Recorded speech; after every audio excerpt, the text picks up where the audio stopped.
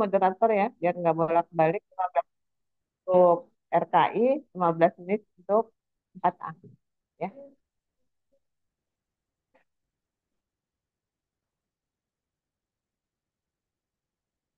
Oh enggak, langsung aja ethical, ethical itu kan?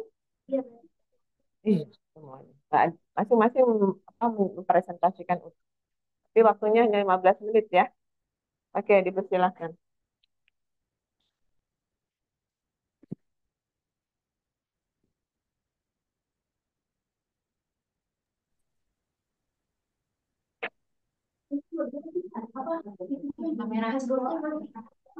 Banyak suara Ini di mana biar moderatornya tadi?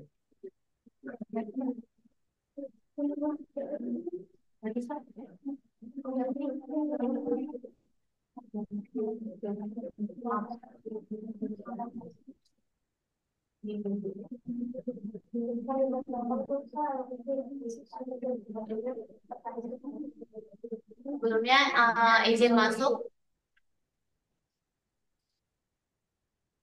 Bentar, bentar, bentar ya.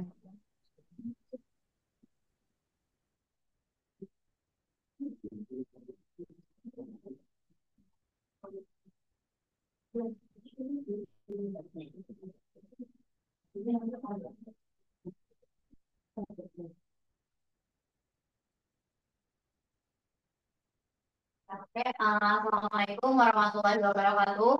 Waalaikumsalam warahmatullahi wabarakatuh. Morning, everybody. Honorable Claudia Putri, Mrs. Kita. Today, we will listen to the explanation of the material from Group 2. And for the presentation system, the group present the material for 15 minutes and then continue with a question and answer session. So, for the group, bisa pilih share screen.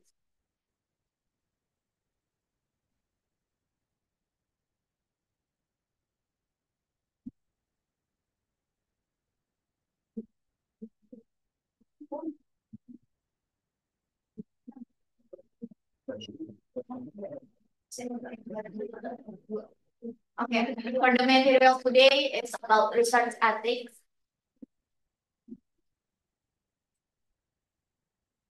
Okay, for the member of the group, there are Aisyah Rifat Sabrina, Maula Karimah Prihastuti, Nuraini Fajar Kurnia, Deva Angela, dan Sitiana Panganitu. Selanjutnya, kepada kelompok disilakan untuk mempresentasikan materinya selama 15 menit. Terima kasih.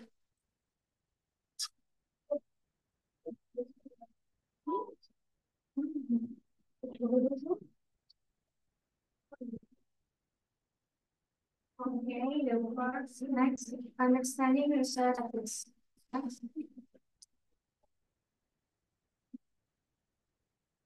Etymologically, the word ethics comes from the Greek, namely ethos in the singular, which has many meanings, such as ordinary residence, luster, enclosure, habits, customs, morals, character, feelings, attitudes, and ways of thinking. Ethics are standards of behavior for researchers while conducting research.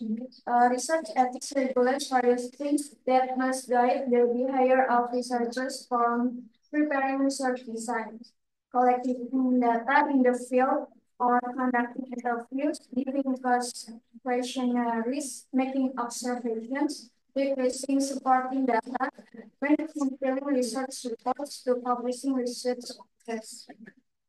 Next. The second is research ethics committee. Next.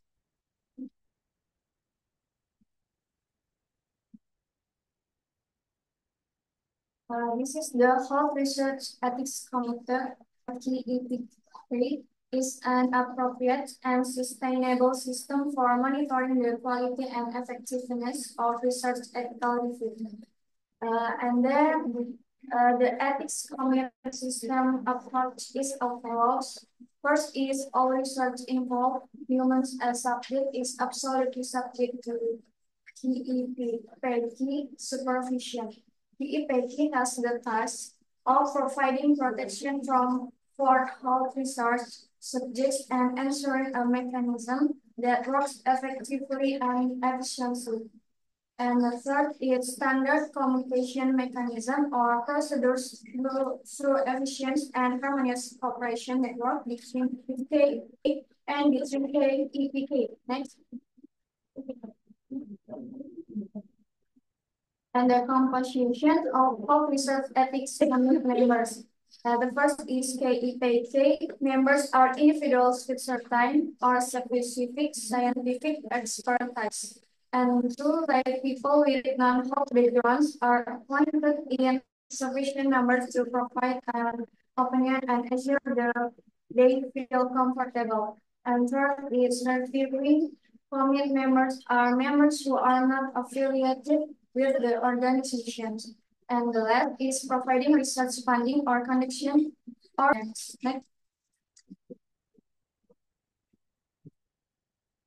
Of computer ethics. The first is evaluate on a regular basis within a credit format. The second is the institution and appropriate follow-up and findings and recommendations and from evaluation result, both internal and external.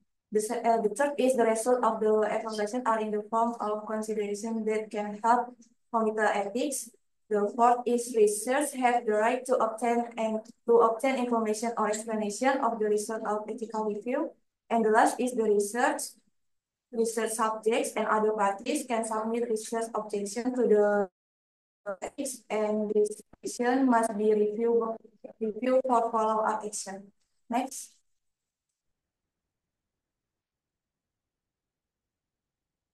For the last is ethical basis for making decision in computer ethics. There are social value, scientific value, equal distribution of burden and benefits, potential risks and benefits, investment, financial benefits and replacement costs, privacy and confidentiality protection, consent after explanation or informed consent, and last is protection of vulnerable subjects.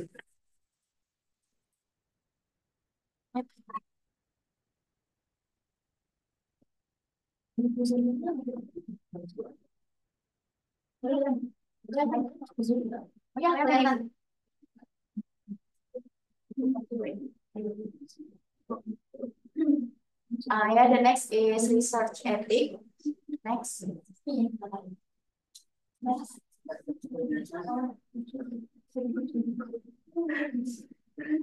Yeah, the first is approval and informed consent.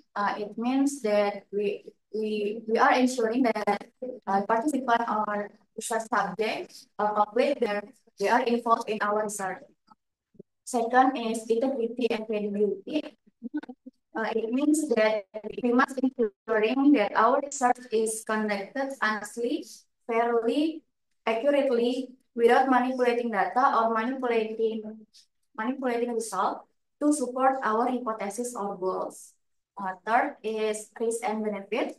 It means that we must assess and manage potential risks for research subject or participant and ensure that the benefit of the research is higher than the risk. Fourth is confidentiality and privacy. It means that first, we must protect the confidentiality of participant personal data. And second, we must respect their privacy in accordance with applicable regulation norms. And ensuring that the data collected is not misused. Fifth is transparency. It means that we are ensuring the research process, method, and result are accessible and understandable to the general public. Next. Six is respect for participants. It means that we are respect and appreciate the participant in our research. Seven, publication and credits. We maintain honestly the publication of research results, giving proper recognition to the contribution of all participants. Maksud dari publikasi dalam penelitian ini bahwa kita itu dalam penelitian mencantumkan siapa saja sih yang menjadi partisipan dan lembaga mana sih yang mewadahi kita untuk mempublikasi penelitian yang telah kita lakukan. Yang kedelapan yaitu ada research with animal. If research involve animal, we must ensure that they care with ethical standard. Jadi ketika kita melakukan penelitian dengan subjek hewan, kita harus memastikan bahwa penelitian yang kita lakukan ini aman untuk hewan dan untuk kita sendiri. Terus yang kesembilan yaitu adalah legal compliance. It means that we must we are getting the research based on the law and regulation that applicable to the area where the research is conducted.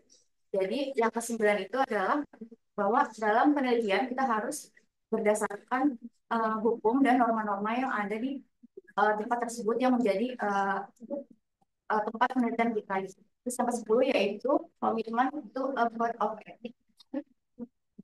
It means that we must follow the code of ethics that established by the institution, as well as we maintain scientific integrity and reputation. Next.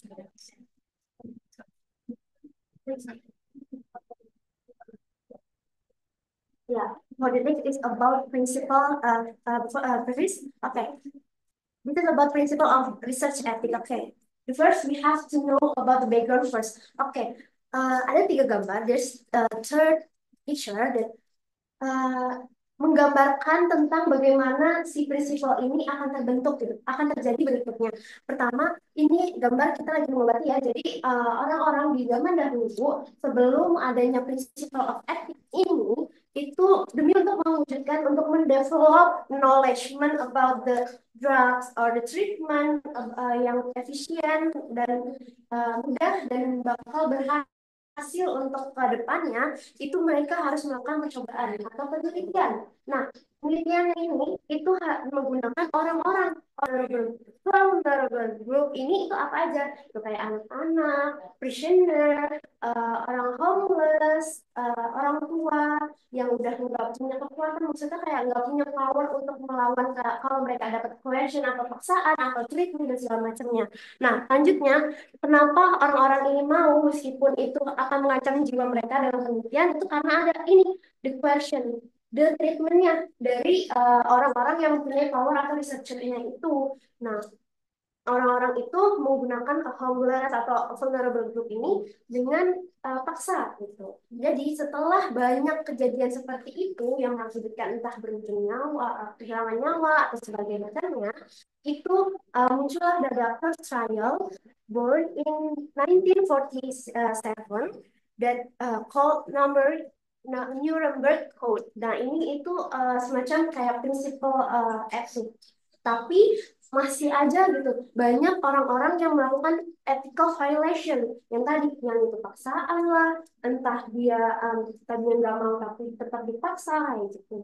Nah, ini tuh isinya apa Nuremberg Code ini tuh sama-sama kayak prinsipal etik, tapi masyarakat tetap memandang kalau itu untuk hanya untuk the health worker. Nah, ini itu Nuremberg Code ini itu dimunculkan waktu pada zaman Nazi. Jadi masyarakat banyak berpikir kalau itu hanya untuk dokter-dokter Nazi. Jadi yang lain masih boleh melakukan melakukan kegiatan ini, tapi hanya dokter Nazi doang nih yang nggak boleh. Oke, di next.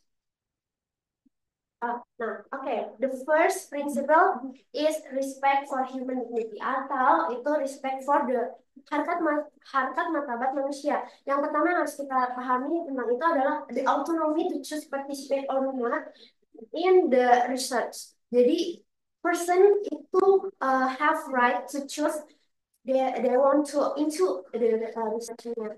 Lalu dari situ kita harus si person ini juga mempunyai liberation from coercion from anything. Jadi dia itu tidak mendapat paksaan dari manapun, freedom dari manapun gitu. Nah, coercionnya itu berbentuk apa sih? Itu tuh mau berbentuk dia paksaan atau iming-iming yang nanti ujungnya itu nggak akan ada, nggak akan dapat gitu. Misalkan iming-imingnya kayak uang atau segala macam, karena pada zaman dahulu kan itu dibutuhkan banget ya, kayak uang atau the human needs gitu. Itu banyak banget gitu, tapi sayangnya itu tidak didapatkan karena ini si coercionnya ini itu tetap ada. Lalu selanjutnya itu ada researchers need to do informed consent. to the participant. Jadi researcher ini harus melakukan informed consent kepada partisipan. Nah, partisipan ini harus mengetahui tentang apa sih penelitian ini, tentang apa yang akan dilakukan, tentang apa yang akan dia berikan terhadap penelitian ini. Jadi partisipan ini harus full closure about the information tentang si penelitian. Ya, terakhir ini protect the vulnerable group from the violation. Nah, violation-nya tadi ya teman-teman yang di slide sebelumnya itu, nah vulnerable group ini apa? Anak kecil, homeless, terus prisoner yang ada di penjara-penjara waktu zaman dahulu kan nggak ada aturan-aturan tertentu yang jadi bisa tuh diambil sama researcher yang tidak bertanggung jawab. Lalu homeless, terus ada seorang tua yang sudah renta, terus satu lagi the woman.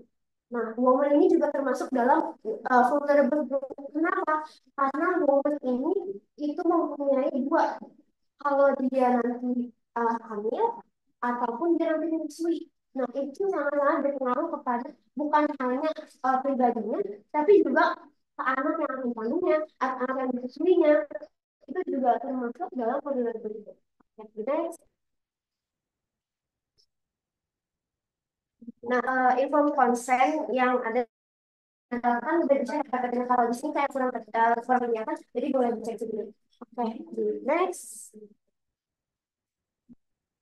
Nah, ini selanjutnya tentang privacy and confidentiality. Nah, ini tentang privasi. Jadi, participant have right to protection their data atau kita kenalnya dengan anonymity. Nah, anonymity ini bisa berarti nanti di report dari research-nya ini itu tidak ada kayak nama mereka atau data alamat dan lain-lain yang tidak berkepentingan dalam report-nya itu. Kalau itu dibutuhkan, kita harus sebagai researcher ini kita harus menerapkan confidentiality. Confidentiality ini promise to keep the data tidak menyebar secara luas. Dengan cara apa? Kita membuat inisial dari nama tersebut, dari nama orang tersebut. Misalkan saya maulah diganti jadi M, nama M atau segala macamnya. Nah, ini disebut confidentiality. Selain dari pembuatan inisial itu juga bisa membuat kayak kode number, misalkan dari subjek satu itu misalkan sawah, subjek dua itu misalkan ya gitu. Jadi enggak full semuanya langsung tertampal di report. Jadi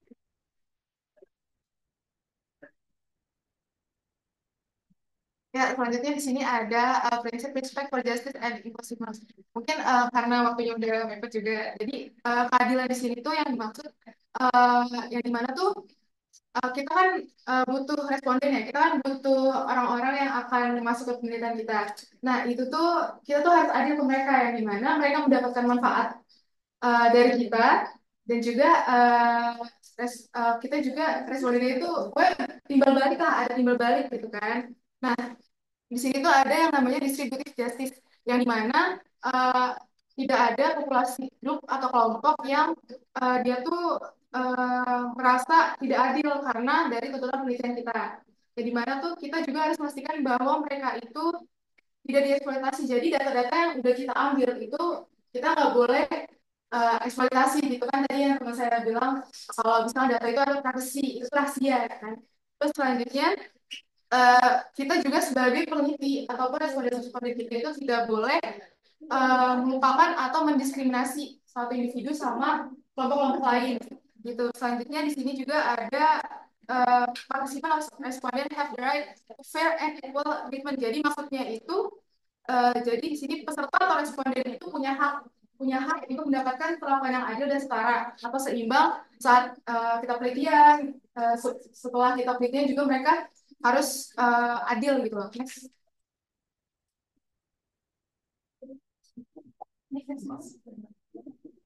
Nah, di sini selanjutnya adalah prinsip yang terakhir yaitu harms and benefits.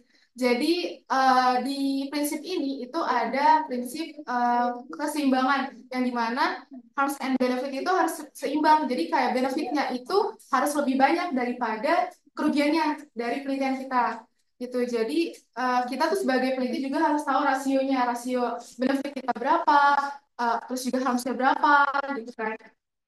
Next.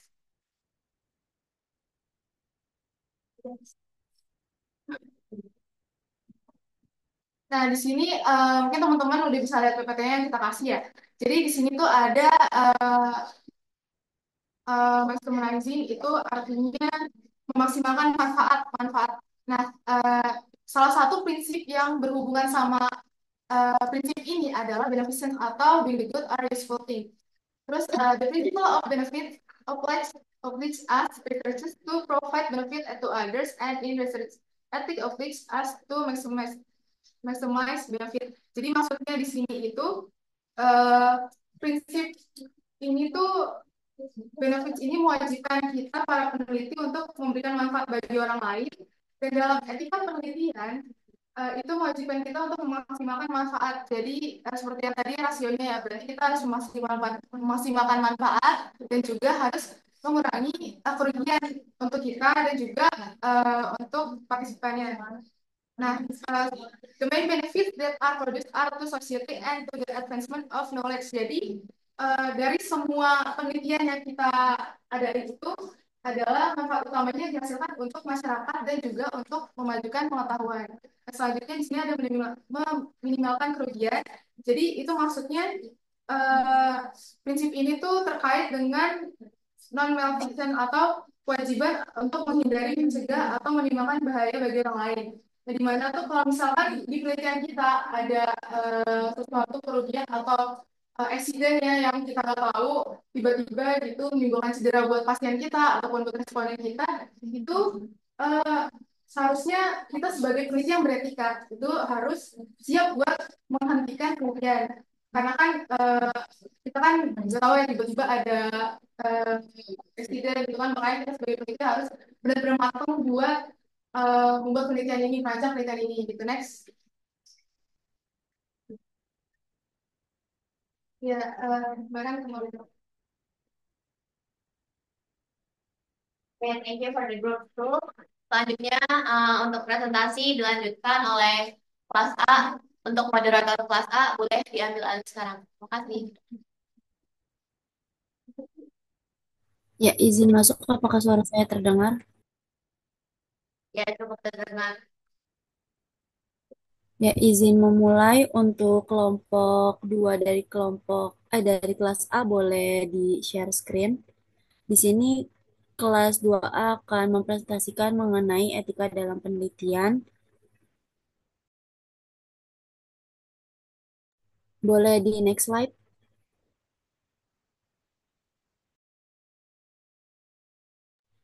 Untuk anggota kelompoknya ada Adelia Junia Safitri, Fazwa Firdayanti, Fitri Alia Nabilah, Ibtisama Saputri Tasmin, dan juga Jihan Satika. Untuk selanjutnya saya serahkan ke kelompok untuk memaparkan mengenai materi yang sudah dipersiapkan. Untuk kelompok dipersilakan.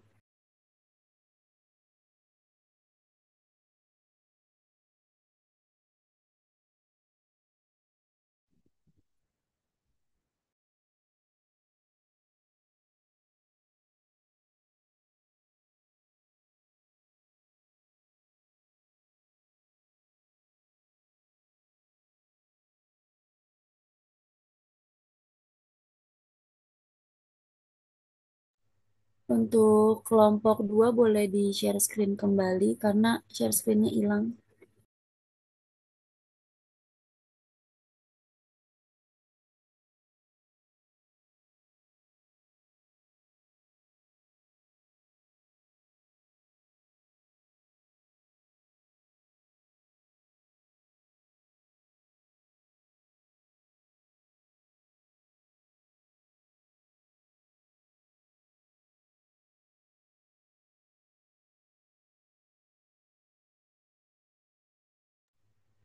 Ya, boleh dipersilakan kepada kelompok untuk mempresentasikan.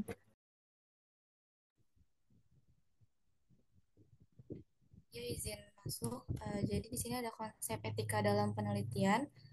Etika adalah berasal dari bahasa Yunani yaitu ethos atau eta yang mengandung banyak arti yaitu ada adat, kebiasaan, akhlak, watak, perasaan, sikap, dan cara berpikir. Lalu dari penelitian itu sendiri adalah upaya untuk mengembangkan ilmu pengetahuan sehingga memiliki peran yang sangat penting dalam masyarakat. Penelitian ini sebagai sebuah aktivitas yang melibatkan manusia lainnya, maka penelitian memerlukan adanya panduan agar tidak ada yang dirugikan. Jadi, etika penelitian adalah seperangkat pedoman moral dan prinsip-prinsip nilai yang harus dipegang oleh peneliti ketika melakukan penelitian. Ini mencakup prinsip kerahasiaan serta memberikan perlakuan yang adil terhadap subjek penelitian. Selanjutnya, ada tujuan dari etika penelitian. Yang pertama, menjaga integritas ilmiah. Integritas yang terjaga akan menjadikan kredibilitas dan reputasi peneliti lebih terjamin, sehingga lebih terjamin sehingga mendapatkan pengakuan dan penghormatan dari banyak pihak. Yang kedua, menjunjung hak asasi manusia, sehingga tidak ada perlakuan semena-mena, pemaksaan, maupun perlakuan tidak adil kepada seluruh partisipan dalam penelitian. Yang ketiga, membangun kolaborasi sains dan masyarakat. Menjaga dan mematuhi etika dalam penelitian juga akan mendorong kolaborasi antara sains dengan masyarakat. Penelitian tentu membutuhkan dukungan dan kontribusi langsung dari masyarakat luas.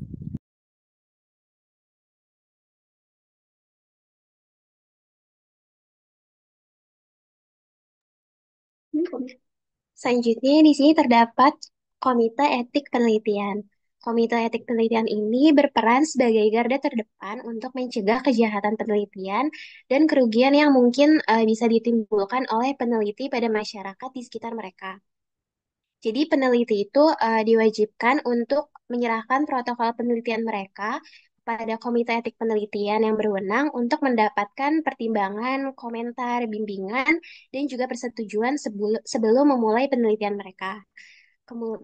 Kemudian, adapun Komisi Etika Penelitian Kesehatan atau KEPK yang berperan dalam memberikan penilaian dapat juga yang dapat terjadi sekaligus menilai sisi ilmiah dari usulan penelitian tersebut dengan dasar-dasar dan juga prinsip-prinsip ilmiah yang universal yang berisi hal-hal seperti latar belakang, perumusan masalah, tujuan penelitian, hipotesis, perencanaan, dan pelaksanaan eksperimen atau percobaannya, metode penelitian, pengumpulan, dan pengelolaan data kesimpulan.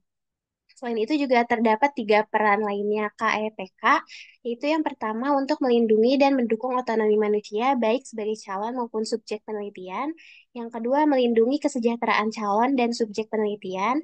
Yang ketiga menyeimbangkan sejumlah pertimbangan moral yang relevan ketika menentukan protokol penelitian termasuk menghormati otonomi, perlindungan, dan peningkatan kesejahteraan. Boleh next slide. Yang lanjut di sini masuk ke etik penelitian. Kode etik penelitian merupakan suatu pedoman etika yang berlaku untuk setiap kegiatan penelitian yang melibatkan antara pihak peneliti dan pihak yang diteliti atau subjek penelitian dan masyarakat yang akan memperoleh dampak hasil dari penelitian tersebut. Etika penelitian ini mencakup juga perilaku peneliti atau perlakuan peneliti terhadap subjek penelitian serta sesuatu yang dihasilkan peneliti bagi masyarakat. Dan di sini terdapat beberapa kode etik dalam penelitian tersebut menurut Panduan LIPI tahun 2007, yaitu yang pertama, peneliti membaktikan diri pada pencarian kebenaran ilmiah untuk memajukan ilmu pengetahuan. Yang kedua, peneliti melakukan kegiatannya dalam cakupan dan batasan yang diperkenankan oleh hukum yang berlaku. Kemudian yang ketiga, peneliti mengelola sumber daya keilmuan dengan penuh rasa tanggung jawab, terutama dalam pemanfaatannya dan mensyukuri nikmat anugerah tersedianya sumber daya keilmuan baginya. Next slide.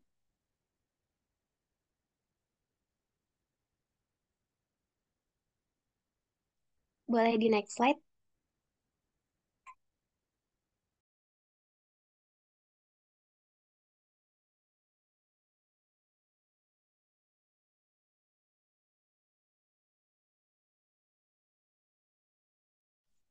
Baik, selanjutnya di sini menurut Sukleton setidaknya ada 3 aspek yang terkait dengan etika penelitian. Yang pertama itu peneliti, ada 3 hal. Yang pertama misconduct, yaitu seorang peneliti tidak boleh melakukan penipuan dalam menjalankan proses penelitian. Yang kedua ada research fraud, seorang peneliti tidak boleh melakukan pemalsuan data. Ketiga ada plagiarisme, seorang peneliti melakukan pemalsuan hasil penelitian. Yang kedua ini ada subjek peneliti, di mana mengenai subjek penelitian ini setidaknya membahas mengenai dua hal, yaitu perlindungan partisipan atau responden, kemudian adanya informed consent. Yang ketiga ada komunitas, di mana seorang peneliti harus bebas dari motif personal serta harus memenuhi syarat sebagai seorang peneliti. Kedua, adanya hubungan dengan instansi terkait, baik itu swasta maupun pemerintah. Selanjutnya, di sini ada kriteria standar etik pelaksanaan yang harus dilakukan dalam melakukan penelitian. Terbagi menjadi tiga. Yang pertama itu sebelum pelaksanaan penelitian. Yang pertama, peneliti memiliki penguasaan yang baik. Kedua, penelitian kesehatan yang mengikutsertakan subjek manusia dilaksanakan oleh orang yang berkualifikasi ilmiah. Yang ketiga, peneliti memahami standar etik penelitian. Keempat, peneliti harus melakukan penilaian cermat mengenai risiko. Kelima, peneliti harus berupaya meminimalkan risiko. Keenam, perlindungan subjek yang berpartisipasi dalam penelitian. Ketujuh, peneliti harus melakukan tugas atau penelitian sesuai dengan protokol yang disetujui. Kedua, pada saat pelaksanaan penelitian.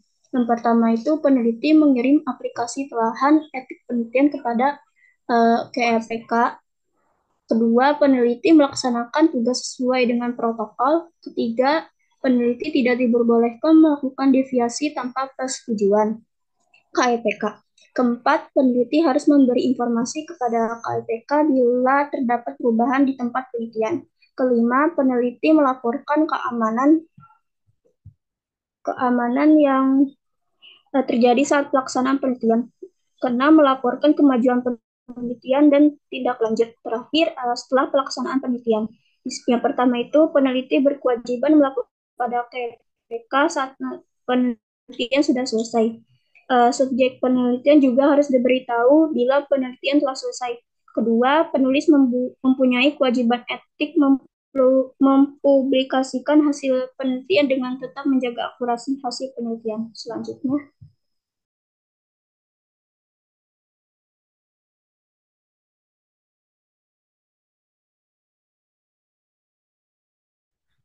Baik, di sini ada prinsip-prinsip etika penelitian. Yang pertama ada penelitian informed consent, yaitu di mana merupakan bentuk persetujuan antara penelitian dengan subjek penelitian dengan memberikan lembar persetujuan tersebut diberikan sebelum penelitian dilakukan dengan memberikan lembar persetujuan dengan menjadi subjek penelitian. Penelitian ini juga harus mempersiapkan formulir persetujuan subjek yang mencakup 6 hal, yaitu ada yang pertama penjelasan manfaat penelitian, yang kedua ada penjelasan kemungkinan risiko dan ketidaknyamanan yang ditimbulkan, yang ketiga ada penjelasan manfaat yang didapatkan, yang keempat persetujuan penelitian dapat menjawab setiap pertanyaan yang diajukan subjek berkaitan dengan prosedur penelitian. Yang kelima, ada persetujuan subjek dapat mengundurkan diri sebagai objek penelitian kapan saja. Yang terakhir, yang keenam, ada jaminan anonimitas dan kerahasiaan terhadap identitas dan informasi yang diberikan oleh responden. Lalu yang kedua ini ada prinsip anonymity, yaitu yang memberikan kerahasiaan dalam menyertakan nama responden. Penelitian akan melakukan prinsip ini dengan tidak mencantumkan nama partisipasinya, tetapi dengan mencantumkan kode dan tidak akan mencantumkan alamat responden pada hasil pengambilan data. Setiap orang juga berhak mempunyai hak-hak dasar individu termasuk privasi dan kebebasan individu dalam memberikan informasi. Dan setiap orang juga berhak untuk tidak memberikan apa yang diketahuinya kepada orang lain. Oleh sebab itu, penelitian tidak boleh menampilkan informasi mengenai identitas dan kerahasiaan identitas subjek. Penelitian juga cakup menggunakan coding sebagai pengganti identitas responden. Lalu yang ketiga ini ada prinsip benefit, yaitu etika penelitian. Yang kedua adalah manfaat atau prinsip utamanya adalah kegiatan dan hasil penelitian memiliki manfaat sebesar-besarnya dan memiliki kerugian sekecil-kecilnya sehingga manfaat penelitian lebih maksimal dengan risiko yang lebih minimal. Mencapai hal tersebut dibutuhkan beberapa aspek pendukung.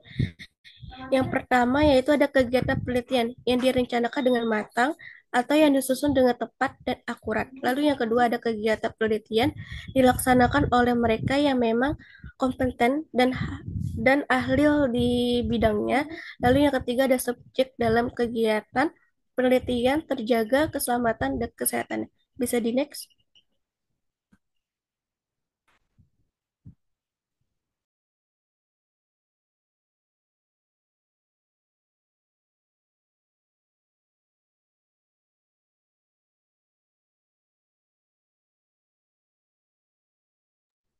Ya, bisa di next.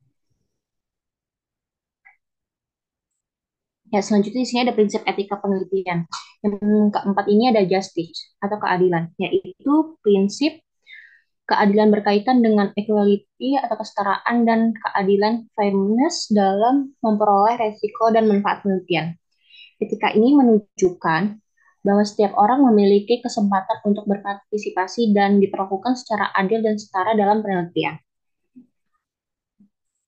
Lalu selanjutnya di sini ada respect for person.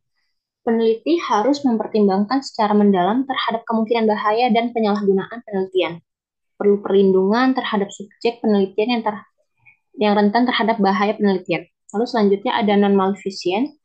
Ini tidak membahayakan subjek penelitian atau maleficent. Artinya kegiatan penelitian ini tidak membahayakan keselamatan dan kesehatan dari subjek penelitian. Selanjutnya. Ya, di sini ada pelanggaran tentang etika penelitian. Yang pertama ada fabrikasi atau fabrication.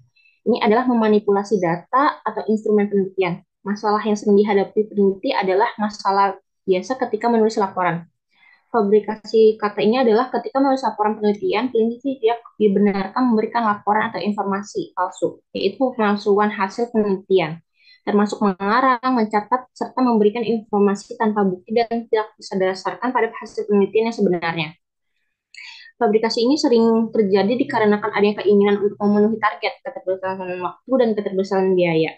Lalu selanjutnya ada plagiat atau plagiarisme. Nah, ini bentuk pelanggaran etika penelitian. Bagian tulisan yang di-copy dari orang lain atau copy paste gitu disebut seolah-olah itu adalah hasilnya sendiri dan mengambil ide orang lain seolah-olah idenya sendiri menurut Mulyanta 2016. Plagiarisme adalah menjeblokkan atau pengambilan karangan, pendapat, dan sebagainya dari orang lain dan menjadikannya seolah karangan dan pendapat sendiri. Lalu yang kedua di sini ada, yang ketiga ada kepenulisan. Penulisan ini perlu diperhatikan dengan baik dengan memperhatikan kata penulisan ilmiah. Lalu yang keempat, kemubaziran. Nah, di sini terjadi karena adanya publikasi yang berulang-ulang, seorang peneliti mempublikasikan suatu bagian dari tulisan yang sudah pernah dipublikasikan. Yes, next. Sekian dari kelompok, saya kembalikan kepada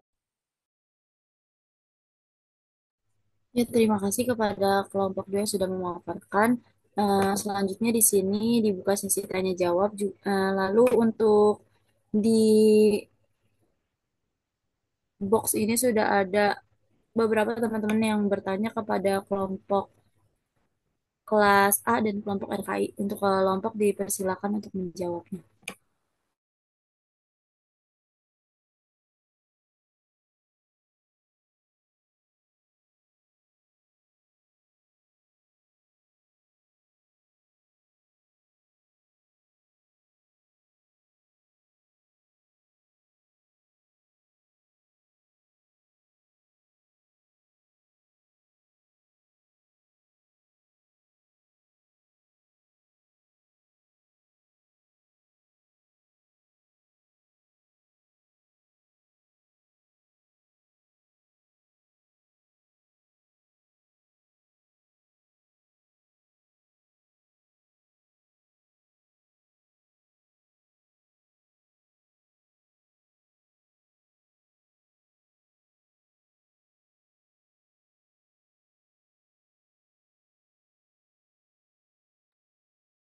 Moderator, oh ini ya.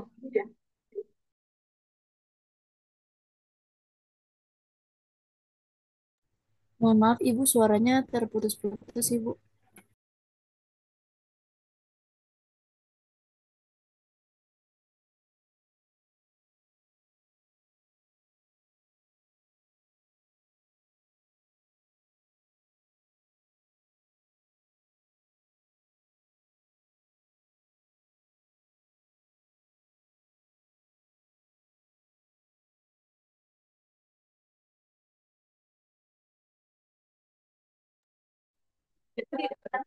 Ya, oke.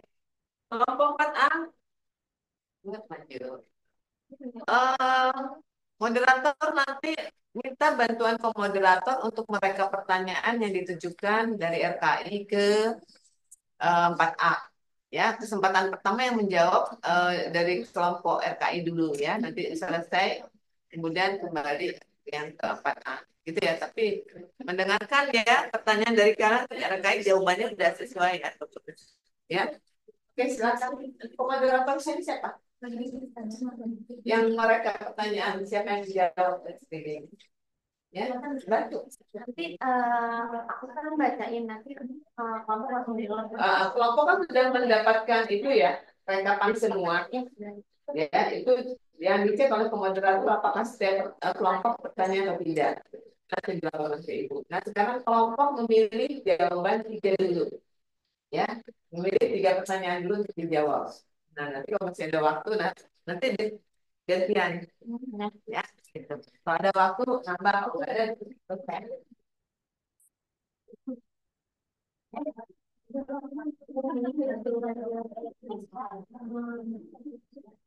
Ya, oke. Jadi di sini dari kelompok RKI udah ada beberapa pertanyaan untuk kelas A. Mungkin kepada kelompok kelas A bisa disimak baik-baik. Yang pertama akan saya bacakan dulu yang dari Hilda.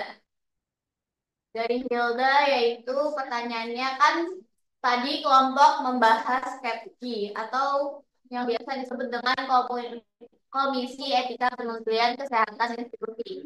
Adapun sesuai yang telah dipaparkan peran KEPKI ada 3. Salah satu di antaranya yaitu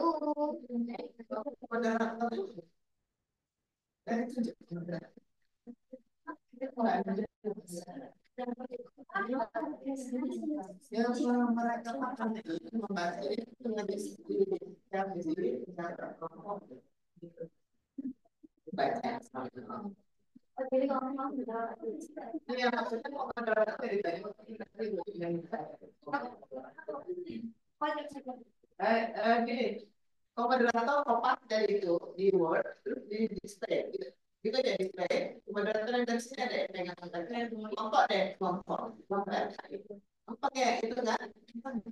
Nah, sekarang pertanyaan itu di kopas semua. Kalau di Word, terus langsung display sini. Jadi nanti dilihat semua sama teman-temannya. Nah, yang mau dijawab yang mana? Sedang mereka langsung di share screen.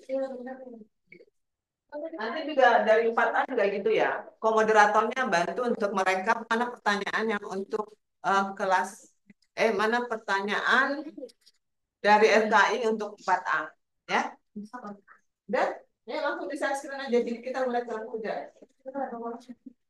Bisa share screen. Ya.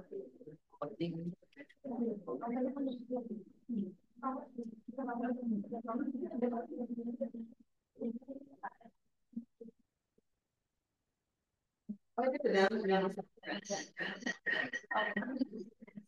mau coba oke fokus dari kanan ke kiri. Dan silakan yang kelompok gitu. Terus RKI untuk menjawab. Itu pertanyaan satu. Jadi dari kelompok berarti kan dari kelompok RKI hanya kelas kaki berarti yang kelas itu adalah Kan sekarang yang menjawab RKI dulu. Karena di identitasnya pertanyaan yang kelas A yang pertanyaan dari ini yang pernah disebut istilah aja ya. Pas nanti fokus dulu aja nanti tinggal di warna itu ada relatif kalau nah, benar berarti fokus dulu. Tadi itu untuk kelas Aja dulu, nanti yang untuk jadi sini aja di nanti lama-lama kalau dia kan ada masuk di wajib paham kopas semuanya. Kamu tinggal nambahin yang untuk RKI dia highlight itu aja. Itu bisa dipakai buat teman-teman.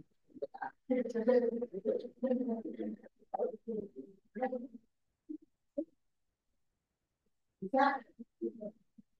Dari all di fokus dari all fokus satu ini. nggak bisa ini kalau semuanya ini harus berbagi loh, nggak bisa sendiri. Bisa. Tadi itu dari grup WA Bu. Jadi Kan ambil di chat box. iya iya pernah di chat box. Select all, copy, name, password, dua.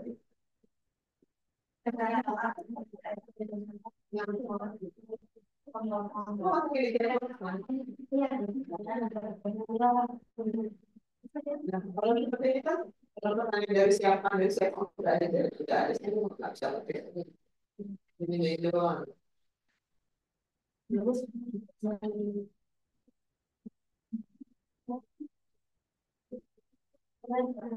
Dari tiga, berarti terima kasih.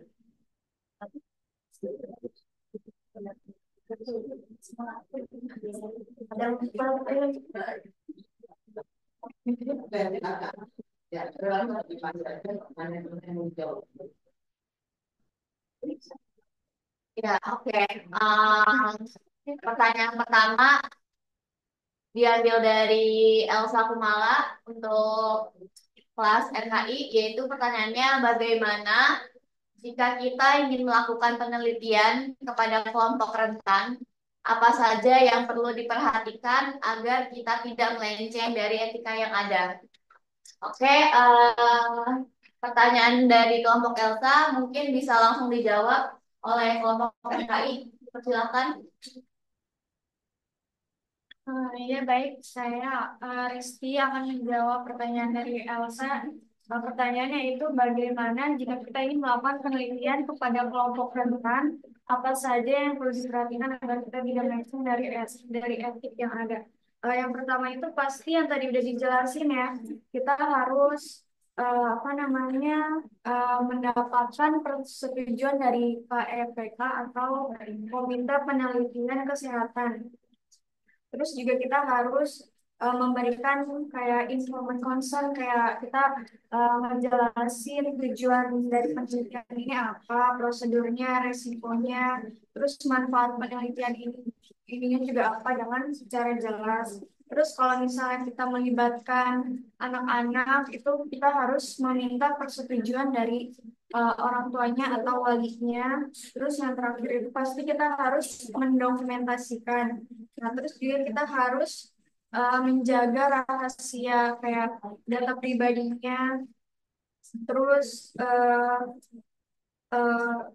kita harus pastikan kita peneliti ini juga memiliki justifikasi ilmiah yang kuat dan manfaat yang signifikan bagi kelompok rentan.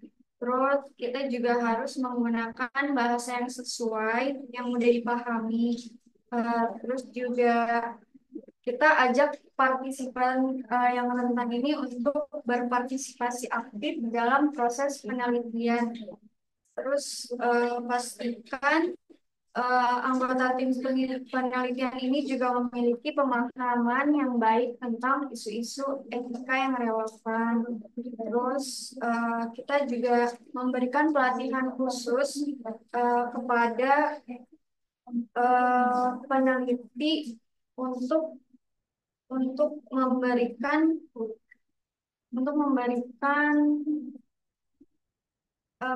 memberikan pelatihan khusus mengenai kerja dengan kelompok rentan. Itu apa terjawab? Elsa. Cukup, terima kasih.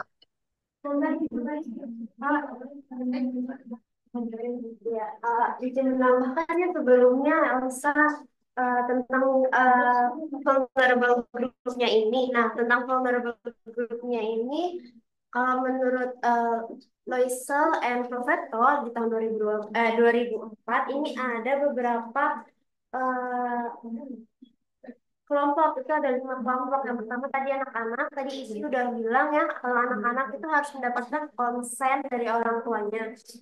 Terus karena anak-anak sendiri ini kan belum bisa ya berpartisipasi secara sukarela, atau maksudnya kayak berpikir secara benar apakah dia bisa berpartisipate atau tidak. Nah, itu jadi harus butuh persetujuan dari orang tuanya.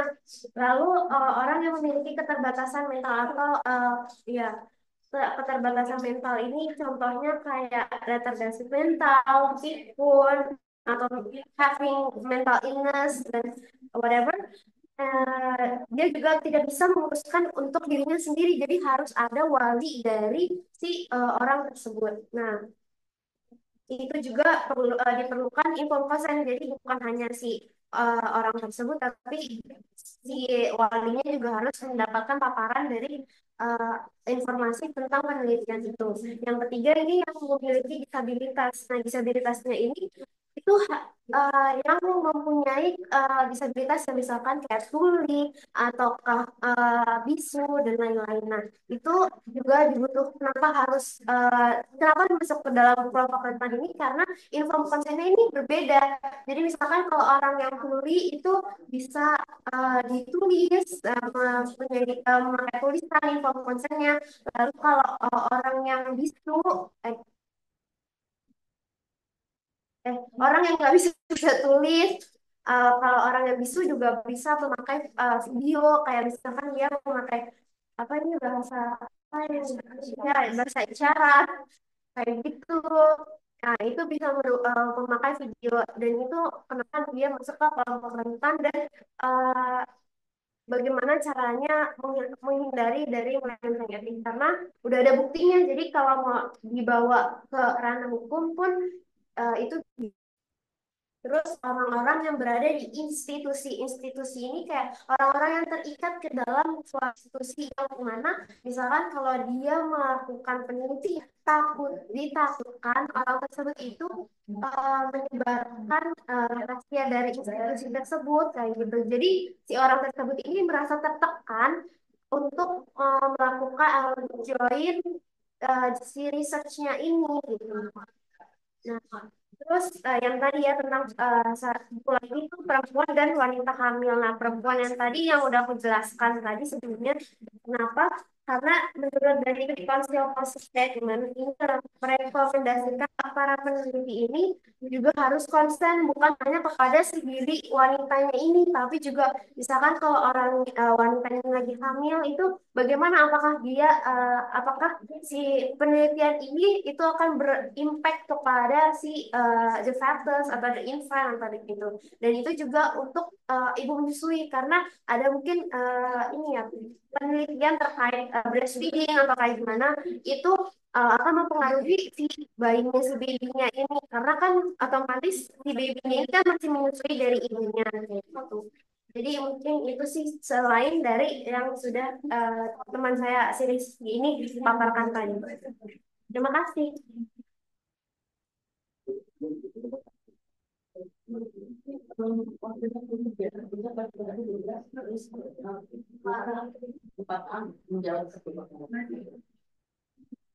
Ya, izin masuk kepada moderator kelas A. Tadi Bu Ita menyampaikan bahwa untuk pertanyaan yang dijawab cukup satu saja karena adanya keterbatasan waktu yang kita punya ya. Jadi bisa dilanjut untuk kelas A untuk membacakan pertanyaan, lalu kelompok kelas A juga menjawab pertanyaan. Terima kasih. Oh, enggak.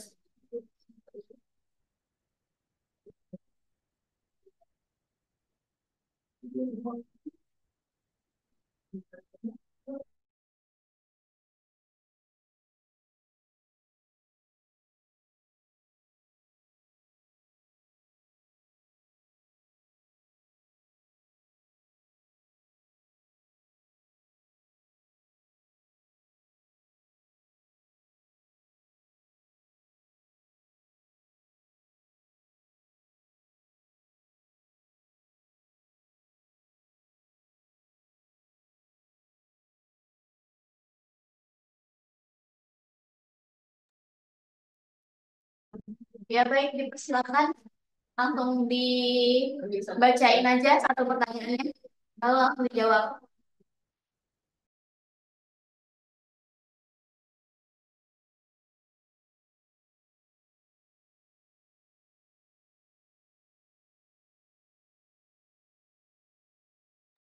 Ya, izin masuk.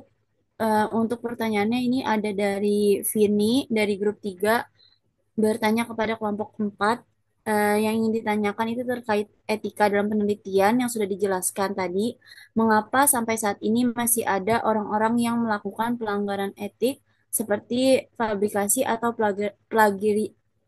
plagiarisme, padahal sudah ada etika-etika penelitian. Nah, untuk kelompok A boleh dijawab. Ya, izin masuk moderator.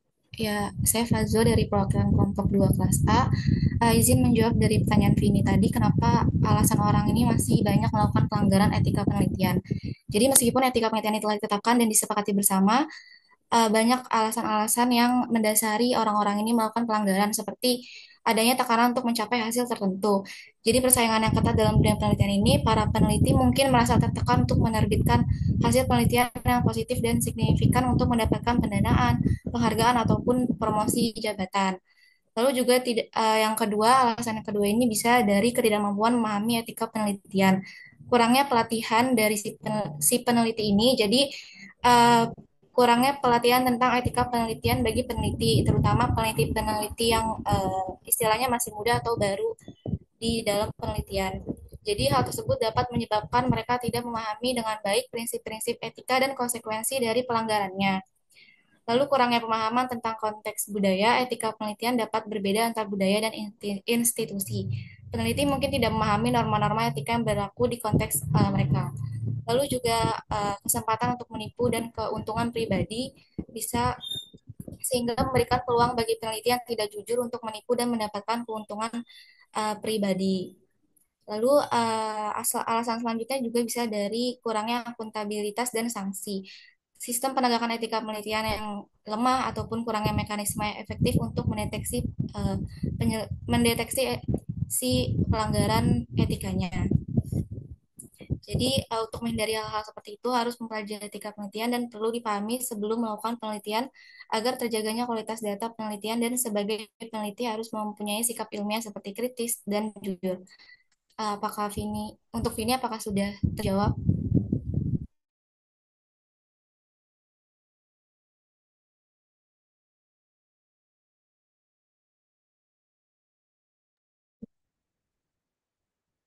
Yang lain nggak jadi jawabannya.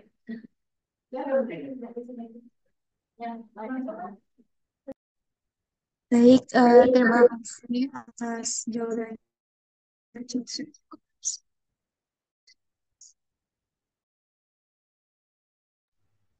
Baik, untuk kelompok A sudah menjawab satu pertanyaan. Tadi sesuai arahan dari Bu Ita untuk menjawab satu pertanyaan. Selanjutnya saya kembalikan kepada Bu Ita. Terima kasih.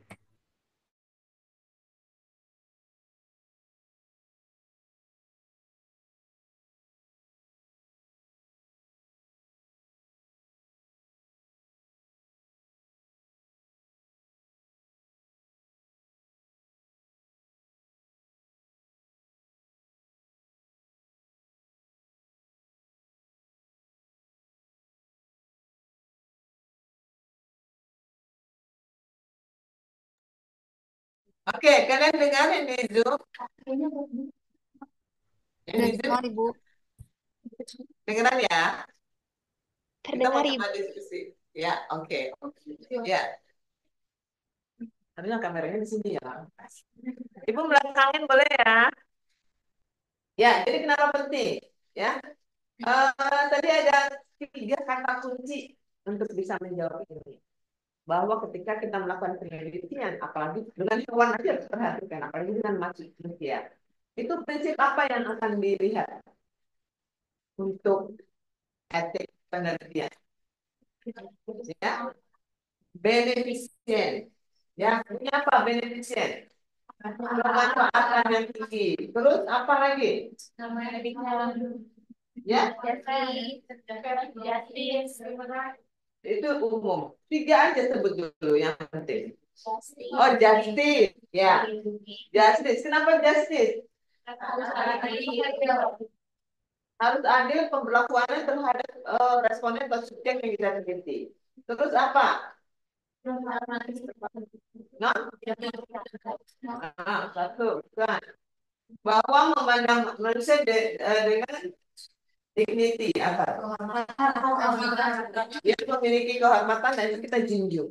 Ya, dia punya hak-hak yang harus kita junjung. Ya, sehingga ketika kita bicara etika penelitian, ketiga hal besar ini itu harus dijunjung. Nah, sekarang subnya dari situ, ketika kita memandang manusia itu dignity-nya, apa yang harus kita lakukan? Menjaga hak-haknya dengan cara apa? Karena yang menghormati yang misalkan dia harus have to choose mau ikut apa enggak atau bebas dari violation Atau no? Ya, jadi karena dia punya bahwa dia sebagai orang yang kita hormati, dia boleh milih, boleh ikut, boleh tidak. Ikut sekarang di tengah tidak, boleh nggak? Boleh. Ya, ketika di tengah jalan dia melihat ada sesuatu yang tidak bisa diikuti, dia menolak lain, apa-apa. Ya. Kemudian dia mendapatkan apa lagi? penjelasan dari treatment itu dari ancaman Bahwa efek negatif dari penelitian itu dia harus tahu. Ya, kemudian ketika itu dia setuju dan terjadi sesuatu, walaupun informed consent kan tetap informed consent itu salah satunya bahwa kamu setuju ya dengan segala resiko yang muncul dari penelitian ini. Ya, jadi kita menyampaikan dia dan dia setuju. Ketika itu terjadi harus diintervensi. Jadi pada saat kita melakukan penelitian, penjelasan penelitian itu harus selengkapnya, seklirnya. Ya, dia harus tahu tujuan dari penelitian. Apa keuntungannya? Ya, apa resiko yang ditimbulkannya? Ya. Kemudian apa dampak positif atau apa istilahnya? Keuntungan. Dia dapat apa gitu loh untuk mengganti penelitian. Itu harus disampaikan. Ya, kalau misalnya kalian, saya karena penelitiannya dengan mengisi form, lalu akibat dari mengisi di form itu apa kompensasi? Nah, kompensasi. Ya, oh ya kompensasinya adalah kita berikan voucher voucher belanja, kok jadi belanja? Voucher ini pulsa, ya karena terkait dengan dia menghabiskan pulsa dia, jadi kita tak merugikan dia. Ya, nah itu yang harus dilakukan. Terus prinsip-prinsip etik apa aja tadi yang ketemu? Halo, prinsip etik sudah dapat? Ya, prinsip etik apa saja yang kita itu kan dalam rangka ketiga itu kita angkat prinsip etik ini harus dijalani. Seperti apa? Ada pengulangan, ada tadi otonomi, kemudian ada lagi justice, terus ada confidence ya, ada beneficent, apalagi ada respect. Nah, itu kan berarti mana yang penting untuk diangkat ada 3 tadi, tapi semuanya harus. Kemudian ada non beneficent.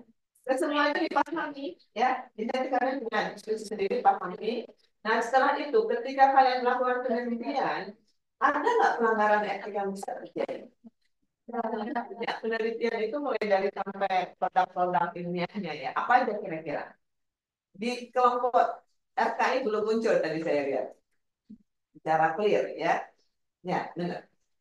Apa pelanggaran etik? Contoh plagiasi. Apalagi ya, kemampuan data. Apalagi misconduct itu jenisnya apa aja? Ya, tadi disebutkan sama kelompok partner apa? Partisipasi. Apa lagi? Ya. Ya. Falsification. Oh, falsification. Ya, betul. Terus apa lagi? Ada fraud, ya. Terus ada apa lagi? Ya. Jadi ada apa pemalsuan, yaitu proyeknya pemalsuan dan sebagainya. Ada yang jadi kalian membuat data yang tidak ada, contohnya, ya. Karena ini kebutuhan datanya nggak bisa masuk, saya tambahin aja data application, ya. Kemudian apa lagi? Mengambil nama orang atau diri.